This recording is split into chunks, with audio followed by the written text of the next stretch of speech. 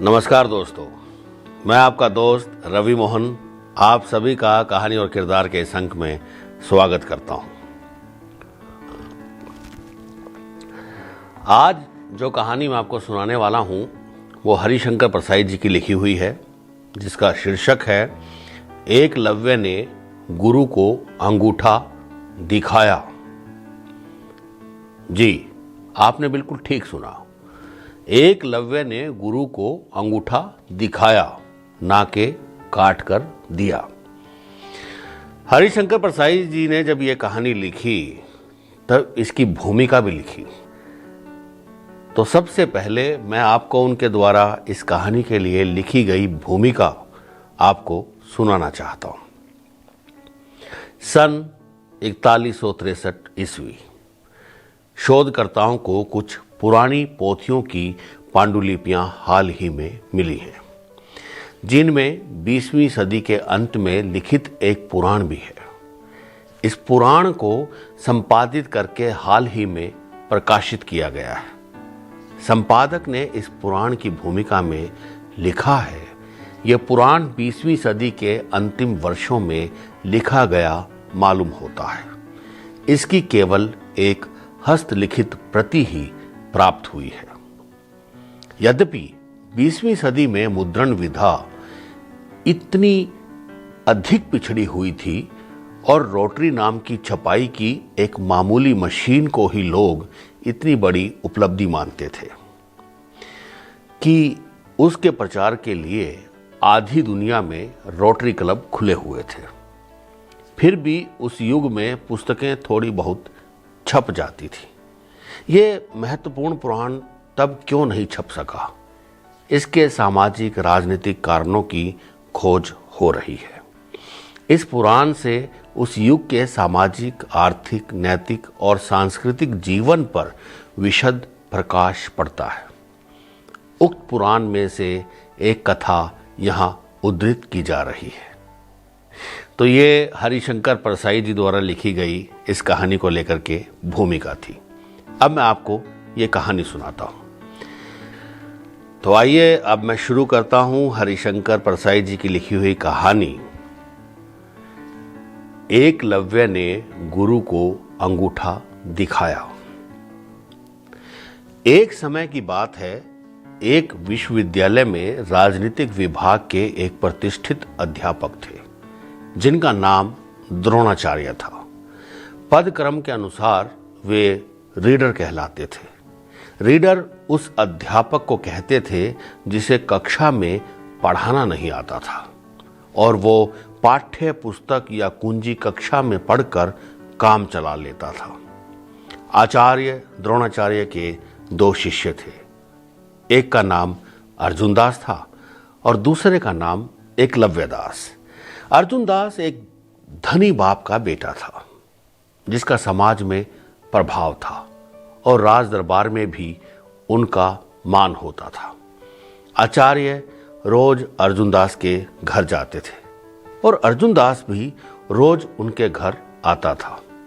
उनका साथ इतना घना था कि कोई यदि आंखें बंद करके आचार्य प्रवर की कल्पना करता तो आचार्य का शरीर कल्पना में आते आते उसमें से एक दुम निकल आती और दुम के छोर पर अर्जुन दास का चेहरा बन जाता। एकलव्य गरीब आदमी का लड़का था, इसलिए उसे आचार्य का साक्षात्कार बहुत कम होता था, पर गुरु के प्रति उसकी भक्ति थी। उसने अपने कमरे में द्रोणाचार्य का एक चित्र टांग रखा था और उनकी लिखी हुई एक कुंजी सिरहाने रखकर सोता था। दोनों शिष्य एमए की परीक्षा की तैयारी कर रहे थे। एमए की एक ऐसी परीक्षा होती थी उस समय, जिसे पढ़ने के बाद 3 वर्ष का एक बेकारी का कोर्स पढ़ना पड़ता था। ये हरिशंकर प्रसाद जी ने अपनी इस कहानी में लिखा है। आप सब समझ ही गए होंगे कि वो 3 साल का कोर्स कौन सा होता होगा। चलिए हम बता देता हूं, उसे पीएचडी कहते थे। अर्जुन जानता था कि विद्या पढ़ने से नहीं बल्कि गुरु कृपा से प्राप्त होती है। वो निरंतर गुरु की सेवा में रहता था। वो आचार्य के घर में किराना, कपड़ा, सब्जी आदि पहुंचाता था। त्योहार पर आचार्य के 5 बच्चों को बाजार लेकर उन्हें मिठाई, कपड़े, खिलौने आदि खरीद देता। वो आचार्य को सिनेमा, नाटक दिखाता था और अन्य अध्यापकों की पत्नियों की कलंक कथाएं गढ़कर उन्हें सुनाकर उनका मनोरंजन करता था। वो आचार्य के कुशल क्षेम पर ध्यान देता था। रात को उनके सामने अन्य आचार्यों की निंदा भी करता था, जिससे उनकी आत्मा का उत्थान होता था। उधर एकलव्य गुरु सेवा से विमुख होकर रात दिन अध्ययन में लगा रहता था। एक दिन आचार्य और अर्जुन में इस प्रकार संवाद हुआ। आचार्यवर, मैं आपके घर में किराना, कपड़ा, सब्जी आदि सब पहुंचाता हूं कि नहीं? हाँ वत्स, पहुंचाते हो। आचार्य को सिनेमा, नाटक कौन दिखाता है? बच्चों को मिठाई, खिलौने और कपड़े कौन खरीद कर देता है? तू ही। वत्स, तू ही तो देता है, तू ही ये सब करता है। क्या कोई दूसरा शिष्य है जो आपके मुंह पर आपकी प्रशंसा मुझसे अधिक करके आपके मन को प्रसन्न करता? गुरु ने कहा, नहीं, कोई नहीं। क्या कोई ऐसा अध्यापक बचा है जिसकी निंदा ना करके मैंने आपको दुखाया हो? नहीं, कोई नहीं बचा वत्स। क्या ये सत्य नहीं कि आपके रीडर बनने में मेरे पिताजी का बड़ा हाथ है? ये सर्वथा सत्य है, गुरु ने कहा। और आगे विभागाध्यक्ष बनने के लिए भी आप किसकी सहायता लेंगे? निस्संदेह तेरे पिता की, गुरु ने कहा। क्या एकलव्य ने आपकी सेवा की है? बिल्कुल नहीं। उसे तो गुरु की कोई सुध ही नहीं है। वो तो हमेशा निर्जीव ग्रंथों में ही डूबा रहता है। अच्छा, ये बताइए गुरुदेव कि आपका सबसे प्रिय शिष्य कौन है? तू है वत्स। तुरसा प्रिय शिष्य ना कभी हुआ है और ना होगा। सहसा अर्जुन हाथ जोड़कर खड़ा हो गया और बोला, तो गुरुदेव जाऊं? मुझे वर दीजिए कि मैं ही फर्स्ट क्लास में फर्स्ट आऊं और छात्रवृत्ति लेकर विदेश जाऊं। यह सुनकर आचार्य थोड़ी देर सोच में पड़ गए। फिर बोले, यह तो मैं भी चाहता हूं, पर एकलव्य इसमें बाधक है। वो सबसे कुशाग्र बुद्धि है और परिश्रमी भी। अर्जुन दास ने कहा, यह मैं कुछ नहीं जानता। मैं तो इतना जानता हूं कि यदि मैं प्रथम नहीं आया तो गुरु की महिमा भंग हो जाएगी। आगे कोई शिष्य गुरु की सेवा नहीं करेगा और इस अधम परंपरा को आरंभ करने का कलंक आपको लगेगा गुरुदेव। आचार्य फिर सोच में पड़ गए। धीरे धीरे उनके मुख पर निश्चय की दृढ़ता आ गई। अर्जुन उस क्षण गुरु के उस तेजोत्पित मुख को देखकर अभिभूत हो गया। लगता था आचार्य के जीवन भर के पुण्य आभा बनकर मुख पर प्रकट हो गई है। आचार्य ने दृढ़ स्वर में कहा, तेरी मनोकामना पूरी होगी। दूसरे दिन आचार्य ने एकलव्य को बुलाया। उससे पूछा, वत्स, तूने अपने कमरे में मेरा चित्र क्यों टांग रखा है? एकलव्य ने कहा, क्योंकि मेरे गुरु हैं आप, और मेरी लिखी हुई कुंजी तू सिरहाने रखकर क्यों सोता है? आचार्य ने पुनः प्रश्न किया। इसलिए कि दिन में प्राप्त किया हुआ बिखरा ज्ञान रात में परीक्षा के प्रश्नों उत्तरों में सिमट कर बंध जाए। आचार्य ने ध्यान से देखा, फिर कहा, यदि तू मेरा शिष्य है तो तुझे गुरु दक्षिणा देनी होगी। एकलव्य ने उत्तर दिया, मैं क्या दे सकता हूं गुरुवर? ना मेरी कोई किराने की दुकान है, ना होजरी की। मेरे पिता से भी ईमान बेचते नहीं बना, इसलिए निर्धन है। आचार्य ने कहा, मैं वो वस्तु मांगता हूं जो तेरे पास है। तू मुझे अपने दाहिने हाथ का अंगूठा काट कर दे दे। उठा वो सुपारी काटने वाला सरोता और काट दे अंगूठा।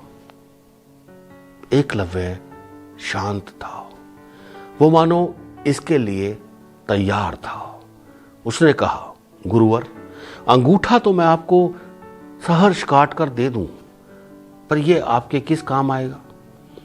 आचार्य ने कहा, सो मैं जानता हूं, मुझे एक महान परंपरा का निर्वाह करना है। अर्जुन की भक्ति से मैं प्रसन्न हूं। मैंने उसे वर दिया है कि वही प्रथम आएगा, पर वो तब तक प्रथम नहीं आ सकता जब तक तू लिखने में समर्थ है। तू लिख ना सके और मेरा वचन पूरा हो, इसके लिए मुझे तेरा दाहिना अंगूठा चाहिए। एकलव्य हंसा, बोला, अगर दाहिना अंगूठा काट देने से भी आपका उद्देश्य पूरा नहीं होगा, मैं बाएं हाथ से भी उसी कुशलता से लिख लेता हूं। जब मैंने होश संभाला और अपने नाम पर ध्यान दिया, तभी मैं समझ गया कि कोई गुरु कभी मेरा अंगूठा मांगेगा। मैं तभी से दोनों हाथों से लिखने का अभ्यास कर रहा हूं। दोनों अंगूठे कटने से आपका उद्देश्य पूरा हो सकता है, पर शिष्य के दोनों अंगूठे कटवाने की परंपरा है ही नहीं। आचार्य निराश हुए, बोले, अधम, तूने गुरुद्रोह किया है। तूने दोनों हाथों से लिखने का अभ्यास कर लिया। खैर, मेरे पास दूसरे रास्ते भी हैं। उस शाम को आचार्य ने अर्जुनदास से कहा, उसका अंगूठा मैं नहीं ले सका, पर मेरे पास एक अकाट्य दाव और भी है, जिससे वो बच नहीं सकता। तुम्हारा एक पेपर जांचने के लिए मुझे मिलने वाला है और दूसरा मेरे परम मित्र देवदत्त शर्मा को। इन दोनों में तुम्हें 100 में से 99 नंबर मिल जाएंगे और तुम एकलव्य से आगे निकल जाओगे। उसके दोनों अंगूठे कट जाएंगे, उसकी तीव्र बुद्धि और उसका अध्ययन धरे रह जाएंगे। अर्जुन निश्चिंत हो गया। उसे गुरु की क्षमता पर विश्वास था। वे विभाग में इतने प्रभावशाली थे कि उनकी मर्जी के खिलाफ पत्ता तक नहीं हिलता था। पेपर हो गए। अर्जुनदास और एकलव्य दोनों ने यथा बुद्धि प्रश्नों के उत्तर दिए। एकलव्य के मन में शंका थी, पर अर्जुनदास बिल्कुल निशंक था। उसे गुरु कृपा प्राप्त थी। अंतिम पर्चा करके शाम को अर्जुन आचार्य के पास आया। आचार्य मुंह लटकाए बैठे थे। अर्जुन का उत्साह ठंडा पड़ गया। वो आचार्य के मुंह की तरफ देखता रहा। आचार्य ने ठंडी सांस खींचकर कहा, मैं अधम हूं, मैं अपना वचन पूरा नहीं कर सकूंगा। भविष्य में कोई शिष्य गुरु की सेवा नहीं करेगा और आगामी गुरुओं की पीढ़ियां मुझे धिक्कारेंगी। अर्जुन ने पूछा, पर हुआ क्या गुरुदेव? आचार्य बोले, धोखा हुआ। पेपर जांचने के लिए ना मुझे मिला ना देवदत्त को। उपकुलपति ने अपने हाथ से किन्हीं अज्ञात व्यक्तियों को पेपर दे दिए। अर्जुन ने कहा, पर ऐसा हो कैसे गया? पेपर किसे जाना है ये तो आपने ही तय करना था। आचार्य बोले, पर एकलव्य ने मेरी रिपोर्ट कर दी थी। गुरु शिष्य दोनों सिर झुकाए बड़ी देर तक बैठे रहे। अर्जुन ने कहा, गुरुदेव, प्राचीन काल में भी एकलव्य हो गया है ना? आचार्य बोले, हां, पर उसमें और इसमें बड़ा अंतर है। वो पुण्य युग था, यह पाप युग है। उस एकलव्य ने बिना तर्क के अंगूठा काट कर गुरु को दे दिया था और इस एकलव्य ने गुरु को अंगूठा दिखा दिया। तो दोस्तों, ये थी हरिशंकर परसाई जी द्वारा लिखित कहानी एकलव्य ने गुरु को अंगूठा दिखाया। मैं अपनी पूरी टीम की तरफ से हरिशंकर परसाई जी का धन्यवाद करता हूं।